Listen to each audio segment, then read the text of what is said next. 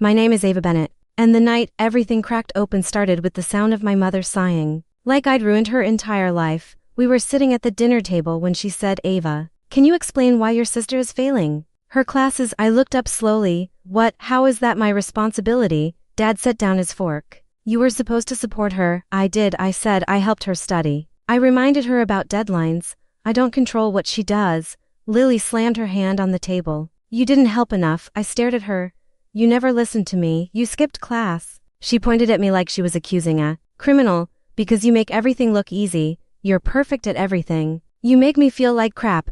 I felt my throat tighten. "Lily, that's not my fault. I can't dim myself to make you feel better." Mom glared at me. "Ava, that attitude is exactly why your sister is upset." "My attitude," I repeated. "I'm trying to talk to you," Dad said calmly. "Try harder." I laughed under my breath, not because it was funny, but because it was unreal. "What do you want me to say? That I'm sorry she didn't study?" Lily shouted. "You're selfish. You only care about yourself. I'm literally the one who helped you," I said. "Does that mean nothing?" Mom snapped. "Stop arguing with your sister. She's screaming at me." I said, "Why am I the one being scolded?" Dad's voice hardened. "Because you're escalating things." I couldn't believe what I was hearing. "I'm escalating." Lily started crying loud, dramatic, messy sobs. "You guys always take her side anyway. She gets good grades. She gets attention. She gets everything." I shook my head. "I don't get everything. I work for everything." Mom rushed to hug Lily. "Sweetheart, it's okay. You're under pressure." Lily sobbed into her shoulder. Dad looked at me. "Ava, go to your room. You're upsetting her." My jaw dropped. "I'm upsetting her," Mom said sharply. "Ava, please." That word please wasn't kindness. It was a warning. I whispered. "I didn't do anything wrong." Mom sighed again. "Just go. Let us talk to your sister." Something inside me twisted. "You always choose her." Dad shook his head. "This isn't a competition." "It feels like one," I whispered. He pointed toward the hallway room. Now I stood up slowly. Lily lifted her head just enough to smirk at me through her fake tears. I felt the air leave my lungs. I walked to my room without another word. But inside my chest everything was spiraling. The moment my door closed, I collapsed onto my bed. I didn't sob at first. I just stared at the wall, numb. Then the wave hit me hard. My chest hurt. My throat burned. Tears soaked my pillow like I was drowning. I kept whispering, "Why is it always me? What did I do wrong?" All I got back was silence. Minutes later, maybe hours. I couldn't tell. I heard footsteps outside my door. I thought maybe Mom would knock. Maybe she would check on me. Maybe she would show even a tiny bit of care. But all I heard was Lily's voice. She laughed. "She acts like the victim every time." Mom whispered back, "Don't worry about her. She'll calm down." Dad added, "She's too emotional. She'll grow out of it." Their words slid under my skin like knives. They didn't even try to lower their voices. They didn't care if I heard, or maybe they wanted me to. I pressed my hand against my mouth to stop myself from making a sound. My whole body shook. I felt small, invisible, replaceable. After a while Lily said, "You're not mad at me, right?" Mom said gently, "Of course not, sweetheart." Dad added, "Ava just needs to be more understanding." I broke. Right then, something inside me snapped in a way I couldn't fix. I finally understood what I had refused to see for years. I wasn't the daughter they wanted. I whispered into my pillow, "They don't love me the way they love her." It hurt to say it, but it hurt more to keep denying it. I thought about every childhood moment where Lily got excuses and I got rules. Every time I was told to be patient, be responsible, be the bigger person. Every time she was comforted while I was scolded. I curled my knees to my chest. I whispered, "Why isn't it enough? Why am I never enough?" No answer came. Just the faint sound of them downstairs laughing with Lily, comforting her, rewarding her tantrum. And in that moment, under the dim glow of my desk lamp, I realized I didn't belong at that table. I didn't belong in that house. Something deep inside me shifted. The betrayal didn't just hurt, it woke me up. I told myself, I can't live like this. Something has to change. I didn't know how. I didn't know when. But for the first time, I understood the truth.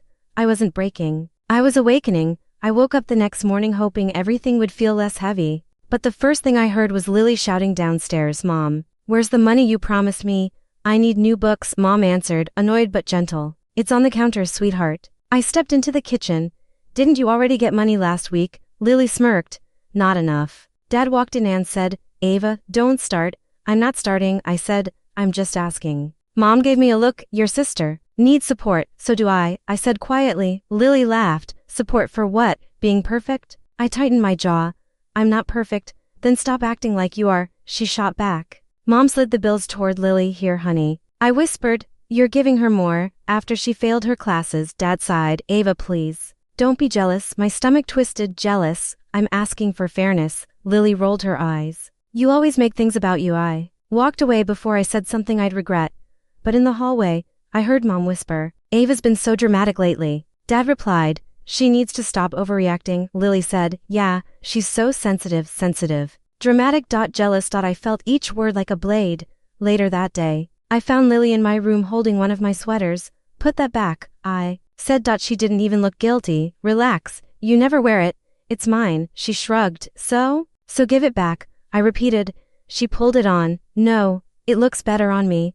I reached for it, but she shoved me lightly. Don't touch me, Lily, that's my stuff. She laughed. God, you're such a baby. I marched downstairs. Mom, Lily took my clothes again.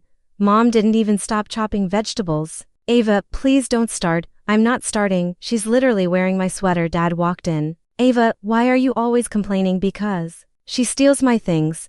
Lily walked in behind me, posing dramatically.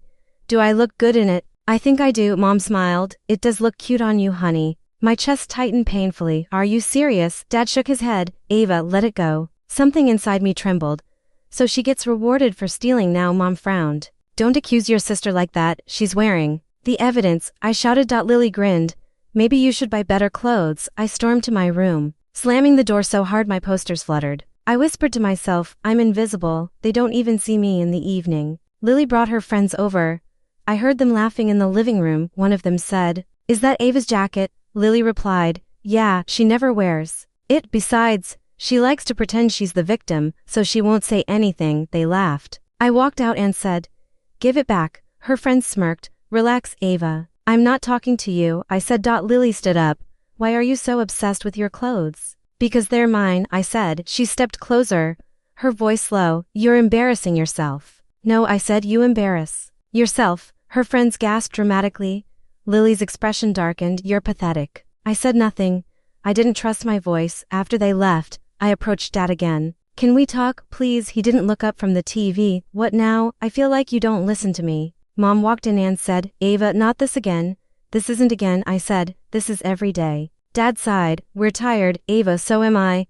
I whispered. Mom rubbed her temples. You're older now. You should be able to handle your emotions. I stared at her. You mean ignore them? She paused. Don't twist my words. The argument ended because they walked away again. They always walked away from me. Later, that night, I found a letter on the kitchen counter addressed to me. My heart jumped. I ripped it open. It was from a scholarship committee.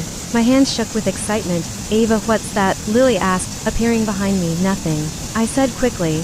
I wasn't giving her the chance to ruin this moment. She grabbed the paper from my hand. Let me see. Give it back. I reached for it. She held it high and read it out loud. You've been selected for an academic. Oh my God. I snatched for it again. Lily, seriously, give it back? She laughed. Look at you getting another thing handed to you. It wasn't handed, I said. I earned it. She rolled her eyes. Sure. Then before I understood what was happening, she tore it. 1 rip, 2, 3 pieces fell to the floor like broken glass. I gasped, my voice cracking. Why would you do that? She shrugged. Because you don't deserve everything. I deserved that letter. I screamed. Mom and Dad ran in. Mom grabbed my arm. Ava, stop yelling at your sister. I pointed at the shredded paper. She destroyed my scholarship, Dad said. Ava, lower your voice. Are you kidding me? I burst out. She ruined my future and you're telling me to lower my voice? Mom crossed her arms. You're being dramatic. Dramatic. Again. Lily smiled smugly, and my heart finally broke in a way that couldn't be undone. I walked upstairs trembling. In my room, I whispered, I can't stay here. I'm disappearing. And for the first time, I meant it. I knew the breaking point had finally come when Mom stormed into my room the next morning and said, Ava, apologize to your sister. I looked up slowly. For what? She crossed her arms. For yelling at her. She tore up my scholarship. I whispered. Mom didn't flinch. She made a mistake. You escalated it. I felt something in me turn to stone. So it's my fault again. Dad appeared in the doorway. We expect better from you, Ava. I stared at them. You expect nothing from her? Mom snapped. Stop comparing yourself to your sister. Stop forcing me to, I said. Lily strutted past them into my room. Are you done being dramatic? I breathed out slowly. Get out. She chuckled. Oh please. You don't get to tell me. I said get out. I repeated. My voice didn't shake this time. Mom glared at me. Ava, don't talk to your sister like that, Dad added. You're grounded until you fix your attitude. I laughed softly. Grounded? For being the only one telling the truth. Lily rolled her eyes. God, just accept that you're the problem. Something hardened in me so completely that I felt it physically. No, I said. Not anymore. When they left, I sat on my bed, staring at the wall, and whispered, this is it. My hands shook, but my mind felt clear for the first time. I pulled out a notebook and began writing. I wrote everything, every wound, every ignored cry, every time I was told to be strong while Lily was coddled. Every time she stole my things. And they blamed me. Every night I cried alone. Every whispered conversation outside my door. I wrote the truth they never let me speak. Hours passed, my hand cramped, my eyes burned. But I didn't stop until everything inside me was on the page. Around midnight, Lily knocked. Are you still crying? No, I said. I'm done crying. She snorted. Well, good. Mom wants you to clean the kitchen tomorrow. I didn't answer. She muttered, whatever, and walked off. When the house went quiet, I folded the letter and placed it on her bed. A confession, a goodbye, a map of every scar they gave me. Then I packed my bag, only essentials, clothes, my ID, a few photos, and the courage I didn't know I still had. I set my phone on my nightstand. I knew if I brought it, they would blow it up with calls, guilt, demands, manipulation. Without it, they had no way to stop me. Before sunrise, I tiptoed down the stairs. Every creak sounded like a scream. At the front door, I hesitated, but only for a breath. I whispered, please let this be the right choice, and then stepped outside. I walked to the bus station in the blue-gray light. The air felt sharp, cold, honest. I bought a ticket with shaking hands. When the bus arrived, I whispered, I'm doing this, and climbed aboard. 3 hours later, I reached my Aunt Harper's town. I knocked on her door, terrified she might turn me away. She opened it, eyes widening. Ava, baby, what happened? I broke. I had to leave. She pulled me into her arms. You're safe now, come inside. I didn't know I needed those words until she said them. Around noon, Harper got a call. She looked at my trembling hands and said, do you want me to answer? I nodded. She picked up. Hello, I heard shouting through the speaker. Lily's voice. Panic. Frantic. Double quotes. She left a letter. This can't be real. Tell me this isn't real. Harper raised an eyebrow. She's with me. She's safe. More frantic yelling. Then Mom put Ava on the phone. Harper said firmly. She's not speaking right now. Dad begged, please. We need to explain. Harper ended the call. She looked at me gently. They're scared, I whispered. Good, for once, they were the ones being forced to listen in silence. And for the first time in my life, I owned my story. The first morning I woke up in Aunt Harper's guest room. She knocked softly and said, morning, sweetheart. Breakfast. I rubbed my eyes. You don't have to cook for me. She smiled. I want to sit with me at the table. She asked gently, do you want to talk about what happened? I shook my head. Not yet, that's okay, she said. I'm here when you're ready. It felt strange, someone actually listening. Later she handed me a stack of papers. These are scholarship options. We'll apply together. I whispered. What if I don't get any? She tapped my hand lightly. You will, you're stronger than you think. That night, Dad called again. I let it ring. Harper said, you don't owe them a conversation. I know, I answered, but part of me still feels guilty. That's their conditioning talking. She said, not your truth. A few days later, I found a job at a small bookstore. The manager, Mason, smiled and said, you seem like you belong around books. Want to join us? I laughed softly. I think I do. Working there felt peaceful. Grace and Sarah, my co-workers, chatted with me like I mattered. Grace said, you're easy to talk to. Nobody had said that to me before. Weeks passed. I started therapy. I started breathing easier. No one raised their voice at me. No one told me I was dramatic. One night, Mom left a voicemail. Her voice cracked. Ava, we're worried. Please come home. Then Lily left one too. Ava, that letter, you didn't have to say all that. It made me look bad. Harper heard it and sighed. Still thinking of themselves, I whispered. I don't want to go back. You don't have to. She said. Months later, another voicemail came. Dad, sounding defeated. We miss you.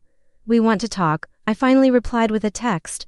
I'm healing. I need space. Please respect that. They didn't like it, but they accepted it. For once, they had to. When I finally moved into my new apartment near campus, Harper helped me carry boxes. She said, how do you feel?